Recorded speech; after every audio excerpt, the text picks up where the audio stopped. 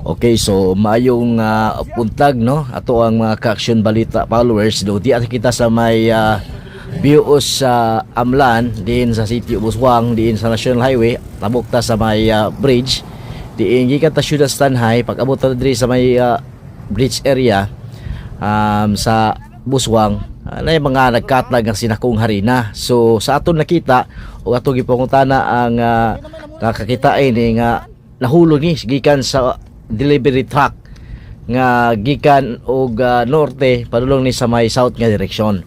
So mo na karon nga do na poy ubang mga tawo nga di pud mahimutang no. Napoy mga concern ani kani siya og do na poy nagmotor ani nga nagkuha anay pud nagkuha pa to ang usa ka motor bikarga pud og mga tulo ka sako. Usa sa tubangan do sa likod no. So kani taon nga mga tawo ni ari dire ni hula taon atong mabalik to ang delivery truck no nga gikan taw og Bacolod.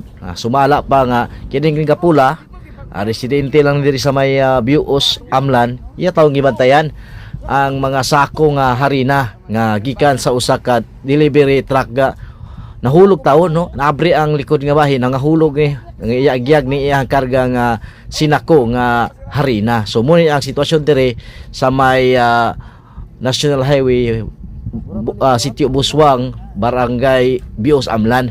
So karon taon-taon ato ning giatngan og babalik ba ang delivery truck nga gikargahan niini paingon sa syudad sa Dumaguete. So pipila ka minuto miabot ang delivery truck nga gitawag dinhi siya BCMI no.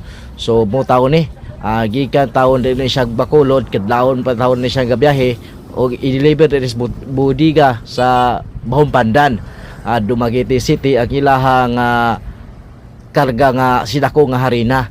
So ingon to nakita na to nga ano yagyag lubi ato na ba niya pero batod bus driver kay Ilonggo man taon ni aton ng interview ron karong taod mga ka-action. Bacolod ka? Paingon taog? Asa ka padog? Pagkanto? Dumaguete. Deliver mo? Warehouse mo warehouse? Warehouse? Usang ana warehouse company mo? BCMI. BCMI. Dila sa ano? Sa meron sa Patay mo. Patay ka. Asising ko boss.